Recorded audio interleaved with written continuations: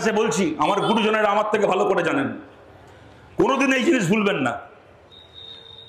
আমার জন্ম 86 সালে, মোটামুটি যখন 95, 96, 97 সাল থেকে আমার একটু একটু করে আমি খবরের কাগজ পড়া শুরু করেছি, আমি একটু একটু করে রাজনীতির খবর রাখা শুরু করেছি। যত দিন গেছে সেটা আরো আমার আগ্রহ বেড়েছে। আমি আমার কথা বলছি, এবং এখানে আমার বয়সী যারা রয়েছেন তারা নিশ্চয়ই আমার সঙ্গে একমত হবেন। এই বাংলার মাটিতে বাঙালি মুসলমানকে বাংলাদেশি বলেছিলেন প্রথম মমতা ব্যানার্জি। বাঙালি মুসলমানকে সন্দেহ করতে শিখিয়েছেন প্রথম মমতা ব্যানার্জি। 97, 98 সালের পর থেকে দিনের পর দিন বলে গেছেন যে বাংলাদেশ থেকে লোকেদেরকে ঢোকাচ্ছে সিপিএম, সমস্ত সীমান্ত এলাকায়, বর্ডার লাগোয়া এলাকায় বাংলাদেশ থেকে লোকেদেরকে ঢুকিয়ে সিপিএম রেশন কার্ড বানিয়ে দিচ্ছে, সিপিএম হচ্ছে ভোটার আই কার্ড বানিয়ে দিচ্ছে করে তারা সবাই সিপিএম এর ভোটার হয়ে যাচ্ছে, তারা সিপিএম কে ভোট দিচ্ছে বলে রাজ্যে বামফ্রন্টের সরকার চলছে, নাহলে বামফ্রন্ট সরকার চলে যেত। আজকে মমতা ব্যানার্জি প্রশ্ন করেন না, ঠিক প্রশ্ন করেন যে তুমি অমিত শাহ, তুমি বলছো বর্ডার থেকে লোক ঢুকছে, তাহলে তুমি তো স্বরাষ্ট্রমন্ত্রী, তোমারই তো সরকার, তাহলে বর্ডার থেকে লোকটা ঢুকছে কি করে?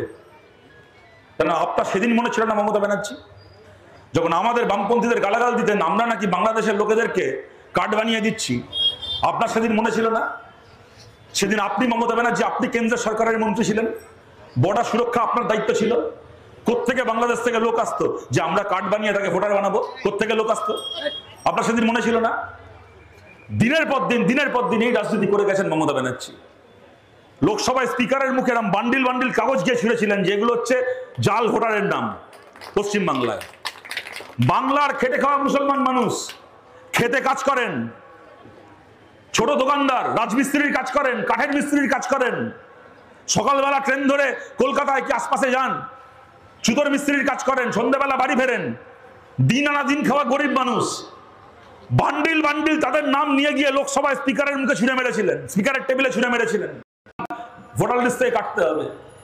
এই আপনি মমতা ব্যানার্জি দিনের পর দিন লোককে বুঝিয়েছেন যে পশ্চিমবাংলায় সাধারণ বাঙালি মুসলমানকে সন্দেহ করো, আপনি বুঝিয়েছেন। আজকে বিজেপি এসআইআর করছে, বিরাট হম্বিতম্বি করেছিলেন, বলেছিলেন, এর আগে বলেছিলেন এনআরসি হলে আমি বেঁচে থাকতে বাংলা এনআরসি হবে না, সিএ হবে না। আপনার নাকের ডগায় বিজেপি এখন জায়গায় জায়গায় সিএ ক্যাম্প করে বেড়াচ্ছে। আবার কদিন আগে বলেছিলেন, আজ থেকে 1 মাস আগে বলেছিলেন, আমি বাংলায় বেঁচে থাকতে এসআইআর করতে দেব না। 24 ঘন্টার উপর হয়ে গেল, নির্বাচন কমিশন ঘোষণা করে দিয়েছে বাংলা এসআইআর হবে। এমনিও গত 24 ঘন্টায় মমতা ব্যানার্জির কোনো খবর পাইনি, আমাদের চিন্তা হচ্ছে মমতা ব্যানার্জি বেঁচে আছে না মরে গেছে।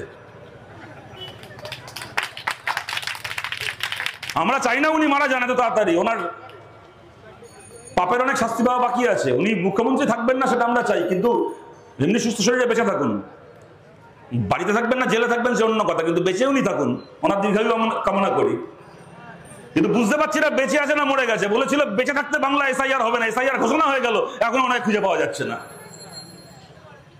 আমরা বামপন্থীরা, আমরা সিপিআইএম আজকে থেকে না, গত 10 বছর ধরে 12 বছর ধরে বলে আসছি বাংলায় ভোটার লিস্টে তৃণমূল কংগ্রেস মৃত ভোটারের নামকে বাদ দিতে দেয় না। মারা গেছে মানুষ, বছরের পর বছর তার নাম ভোটার লিস্টে থাকছে, তার নামে ভোট করছে।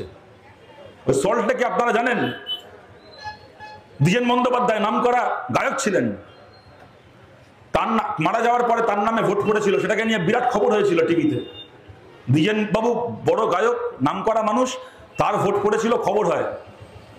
কিন্তু বাংলা এরকম একটা বুথ আছে, একটা বুথ দেখাতে পারবেন গোটা বাংলায় যে বুথে এরকম 10-15টা করে দ্বিজেন বাবু নেই যাদের ভোট পড়ে না? জ্যান্ত লোকের ভোট পড়ুক কি না পড়ুক, বাংলায় বুথে বুথে মরা লোকের ভোট পড়ে। আমরা 10-12 বছর ধরে ভারতে দাবি করে আসছি কেন একজন মৃত মানুষের নাম ভোটার তালিকায় থাকবে। আজকের দিনে তো এটা খুব সহজ, আজ থেকে 15-20 বছর আগে এটা সম্ভব ছিল না, আজ তো এটা খুব সহজ। ধরুন কেউ যদি মারা যায়, তার সৎকার হয়, হয় কবরস্থানে তার কবর হবে, নয় শ্মশানে তার চিতায় তার সৎকার হবে, তারপর তার ডেথ সার্টিফিকেট ইস্যু করা হয়। শ্মশান কবরস্থান দুটোই পঞ্চায়েত, মিউনিসিপ্যালিটি, কর্পোরেশন পরিচালিত।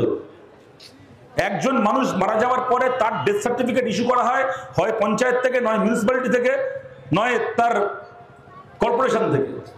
তো কেন এরকম হবে না যে মুহূর্তে একজন মানুষের ডেথ সার্টিফিকেট সরকারি দপ্তর থেকে ইস্যু করা হচ্ছে, সঙ্গে সঙ্গে অটোমেটিক্যালি নির্বাচন কমিশনের অফিসেও তার একটা চিঠি পৌঁছে যাবে, কম্পিউটারে উঠে যাবে।